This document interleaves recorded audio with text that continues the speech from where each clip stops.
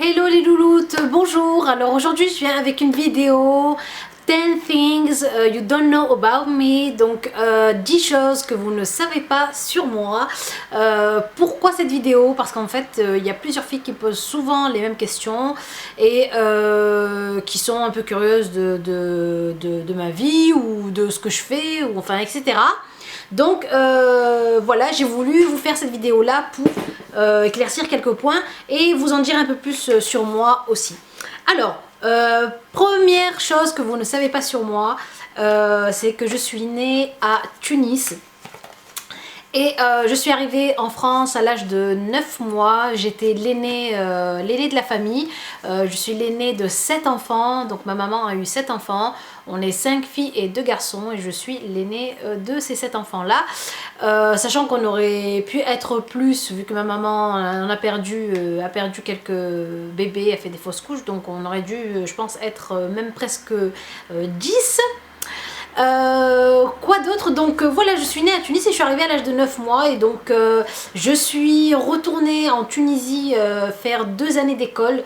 2 années d'école à l'âge de 6 ans parce que mes parents ne savaient pas encore où ils voulaient rester, en France ou en Tunisie. En tout cas, je suis partie faire 2 années chez ma grand-mère là-bas. Ma maman était là et puis moi j'étais chez ma grand-mère avec mes 2 frères. Et j'ai fait 2 années d'école, hyper nulle en arabe et super forte en français. Donc voilà quoi, j'avais des hyper mauvaises notes, des hyper mauvaises notes en arabe et en français. Franchement ça allait bien. Donc voilà, puis après ces 2 années là, donc je crois que je suis revenue en France. Je rentrais je crois au CP ou au CE1 ou plutôt au CM1, je sais plus, en tout cas j'ai fait 2 années en Tunisie, donc et puis je suis revenue, je suis restée finalement, j'ai continué à vivre en France ici. Voilà, ce que je voulais aussi vous dire, donc c'est qu'en fait jusqu'à l'âge de 16 ans, je crois que je vous l'ai dit déjà dans une des vidéos, jusqu'à l'âge de 16 ans j'étais un garçon manqué. Enfin comment un garçon manqué, c'est à dire qu'en fait j'aimais que les dessins animés de garçons. Je m'habillais collège, début collège comme un garçon, jeans, chemise, je m'attachais les cheveux vraiment juste pour les attacher quoi, parce qu'il fallait les attacher. Et voilà, j'étais pas du tout coquette jusqu'à l'âge de 16 ans, vraiment c'est à 16 ans que j'ai eu le déclic d'être plus féminine, etc. Mais jusqu'à l'âge de 16 ans, je vous l'ai déjà dit, je m'habillais avec les vêtements de mes frères. Je mettais des chemises, des chemises Hooligan à l'époque, des chemises façonnables, enfin tout l'attirail du vrai mec quoi. Et puis le déclic ça a été un jour mon papa qui a dit à ma maman mais j'ai jamais vu ta fille en jupe. Et pour que mon père puisse dire ça, vu qu'il est lui super strict, là je me suis dit il y a un souci, faut que je change ça. Donc du coup, à partir de l'âge de 16 ans, j'ai commencé à porter des jupes, j'ai commencé à lâcher mes cheveux, voilà, à vouloir plaire aux garçons, on a toujours envie de plaire aux garçons, enfin bref. Et voilà, c'est comme ça que ça s'est passé.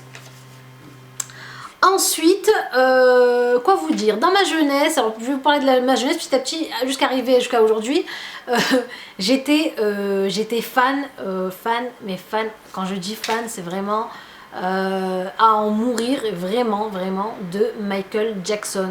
Et oui, je suis jusqu'à maintenant, d'ailleurs, je suis une fan cachée de Michael Jackson. Non, j'ai baigné dans la musique de Michael Jackson vraiment toute ma jeunesse. Et le déclic qui a fait que je suis devenue... Alors j'étais au tout début fan de rock voisine, juste avant Michael Jackson. Et ça n'a pas duré longtemps, Michael Jackson, et ça n'a pas duré longtemps Rock Voisine, et c'est vraiment après, quand en 6e, on nous a fait chanter la chanson Hear the world, make it a better place for you and for me, enfin, etc., etc.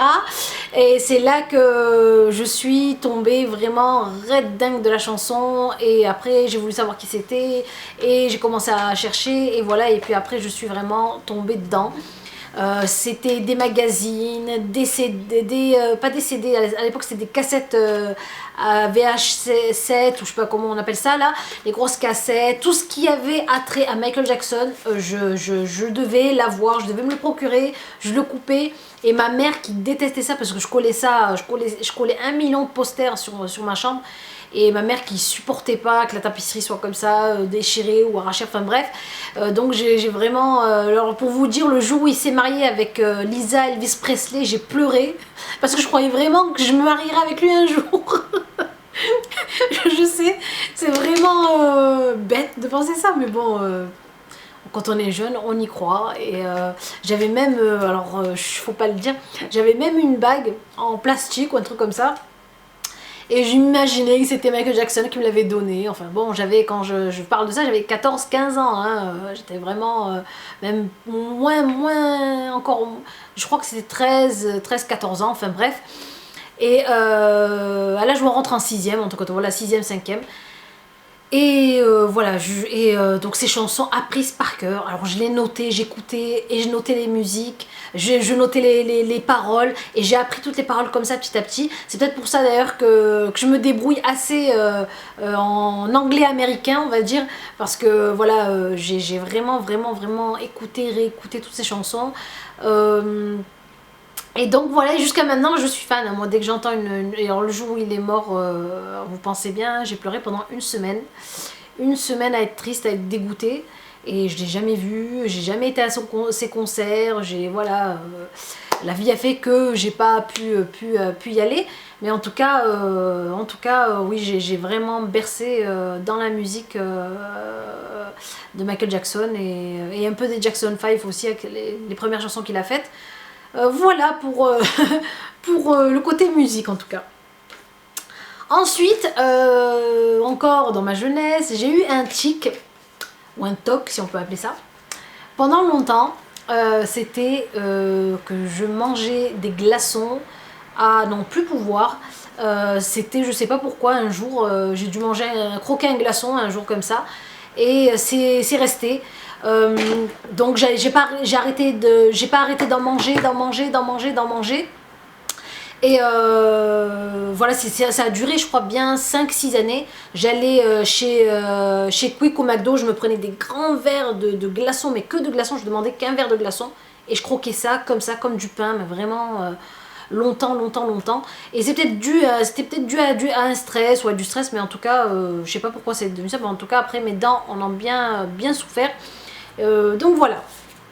Ensuite, donc je vous fais ça parce que là je suis en train de vous faire la vidéo juste avant d'aller chercher ma fille à l'école. Donc je fais vite. La chose d'après, donc c'est que je n'aime pas la viande rouge. Alors viande rouge, ça doit faire bien aller... depuis l'âge de pareil, à l'adolescence, j'ai commencé à arrêter de manger de la viande rouge. J'aime pas du tout le goût de la viande rouge, que ce soit du bœuf, du mouton, de l'agneau. Voilà, tout ce que je peux avaler, c'est de la viande hachée et encore, faut pas qu'elle soit forte. Et sinon, poulet, poisson, etc., ça c'est ok. Mais en tout cas, la viande rouge, c'est pas pour moi du tout, que ce soit en morceaux ou en steak ou enfin ce que vous voulez.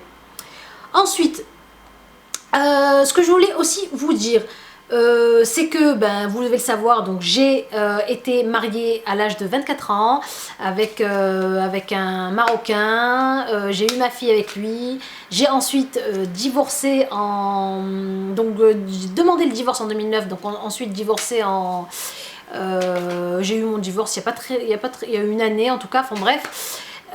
Mais séparée avec lui depuis 2009 et bien sûr remariée avec mon chouchou du moment et avec un Tunisien cette fois-ci. Voilà.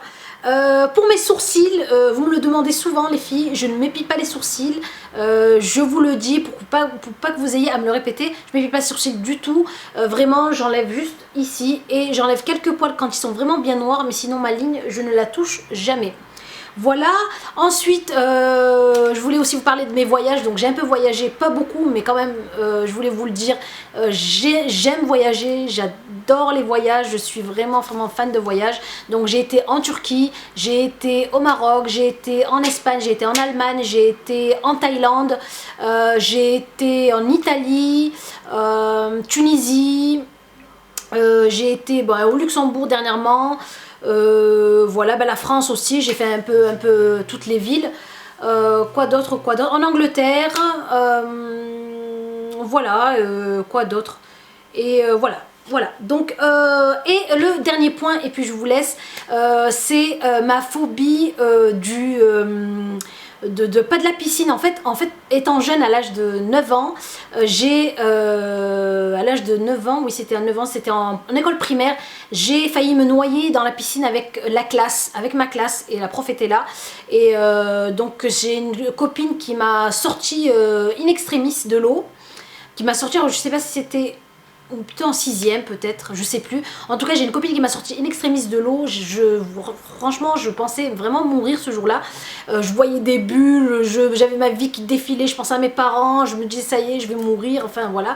Et là, elle me sort, bon, je tousse, je recrache toute l'eau.